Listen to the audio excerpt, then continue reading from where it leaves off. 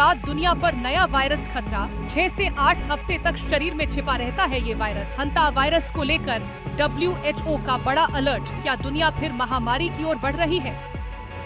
Covid का डर अभी लोगों के दिलों से पूरी तरह खत्म भी नहीं हुआ था और अब दुनिया के सामने एक नया वायरस चिंता बनकर खड़ा हो गया है। एक ऐसा वायरस जो इंसान के शरीर में 6 से 8 हफ्तों तक चुपचाप छिपा रह सकता है। दक्षिण अटलांटिक में एक क्रूज शिप से शुरू हुआ संक्रमण अब कई देशों की टेंशन बढ़ा रहा है। क्या हंता वायरस बन सकता है दुनिया के लिए अगला बड़ा खतरा? क्या फिर से दुनिया किसी नए हेल्थ अलर्ट की तरफ बढ़ रही है? और आखिर कितना खतरनाक है ये वायरस? देखिए हमारी ये खास रिपोर्ट। दुनिया अभी तक कोविड महामारी के डर और दर्द से पूरी तरह बाहर भी नहीं निकल पाई है। ऐसे में अब हंता वायरस का नाम सामने आने से लोगों की चिंता बढ़ने लगी है। दक्षिण अटलांटिक में यात्रा कर रहे क्रूज शिप MV हॉन्डियस से पहले हंता वायरस संक्रमण ने कई देशों को अलर्ट मोड पर ला दिया है। WHO ने चेतावनी दी है कि आने वाले हफ्तों में इस वायरस के और मामले सामने आ सकते हैं। सबसे ज्यादा चिंता बढ़ाने वाली बात यह है कि इस वायरस का इंक्यूबेशन पीरियड यानी शरीर में बिना लक्षण छिपे रहने का समय 6 से 8 हफ्तों तक हो सकता है।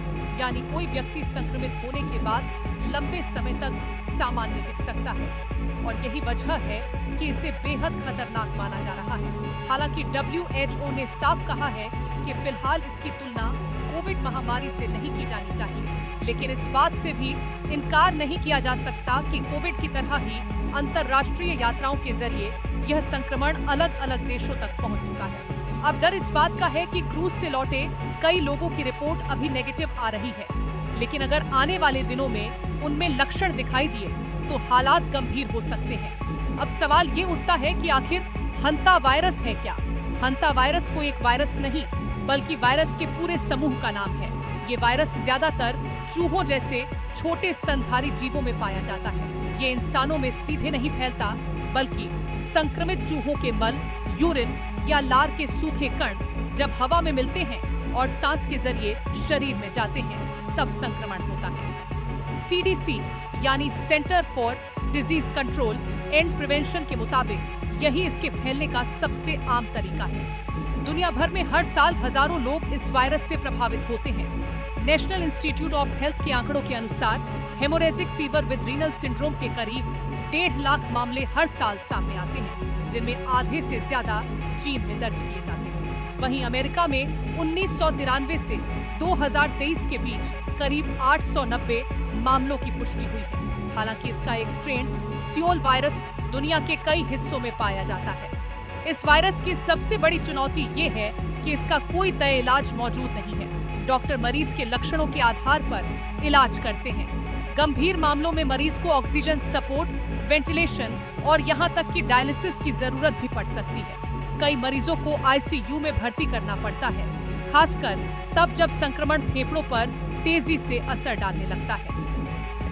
अब सवाल ये है कि आखिर ये वायरस चर्चा में कब आया? एक मीडिया रिपोर्ट के मुताबिक फरवरी 2025 में ये वायरस उस वक्त सुर्खियों में आया जब ऑस्कर विजेता अभिनेता जीन हैकमैन की पत्नी बेट्सी अराकावा की मौत हंता वायरस से जुड़ी सांस की बीमारी के कारण हुई थी। जांच में उनके घर के आसपास चूहों के घोंसले पाए गए थे, जिससे संक्रमण की आशंका और मजबूत हुई। विशेषज्ञों के मुताबिक इस वायरस से बचने का सबसे असरदार तरीका है चूहों और गंदगी से दूरी बनाए रखना। घर या ऑफिस में चूहों के आने जाने के रास्तों को बंद करना, सफाई करते समय मास्क और ग्लव्स पहनना और गंदगी को सीधे हाथों से न छूना बेहद जरूरी माना जा रहा है। अब सबसे बड़ा सवाल, क्या हंता वायरस कोविड से ज्यादा खतरनाक है? दरअसल कोविड-19 और हंता वायरस में सबसे बड़ा फर्क इसके फैलने के तरीके में है।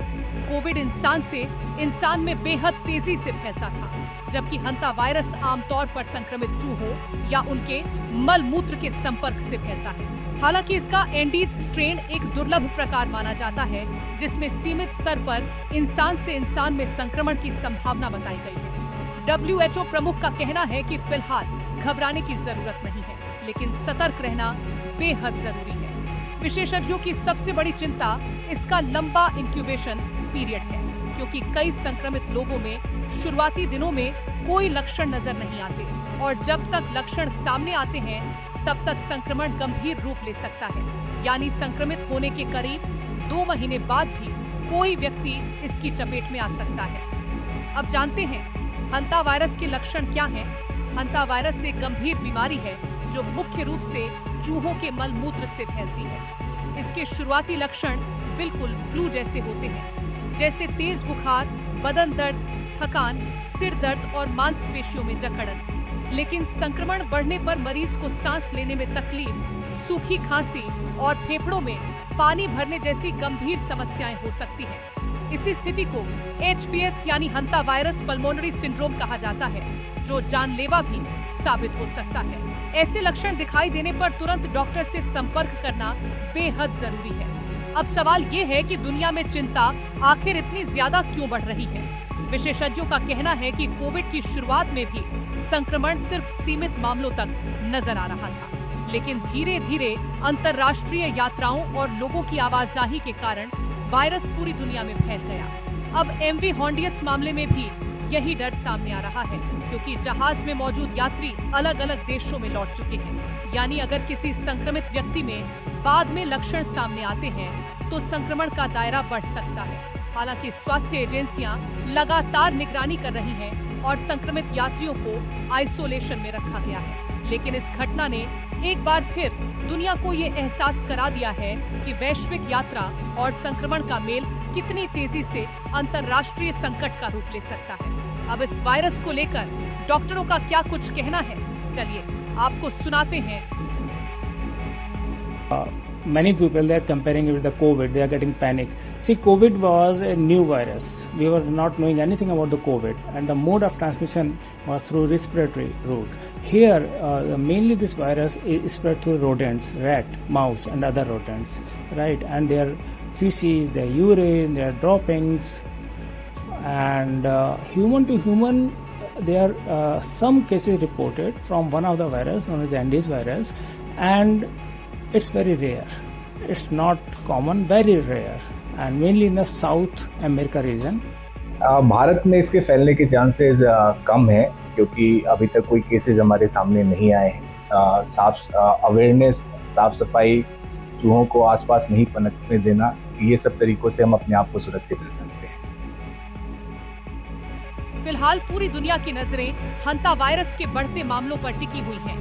वैज्ञानिक लगातार इस वायरस की निगरानी कर रहे हैं और स्वास्थ्य एजेंसियां भी अलर्ट मोड पर हैं। लेकिन सबसे जरूरी है लोगों का सतर्क रहना, क्योंकि कोविड ने दुनिया को ये सिखा दिया है कि किसी भी छोटे खतरे को हल्के में लेना कितना भारी पड़ सकता है। हंता वायरस कितना बड़ा खतरा बनेगा, इसका जवाब आने वाला वक्त देगा। लेकिन फिलहाल सावधानी ही सबसे बड़ी सुरक्षा है।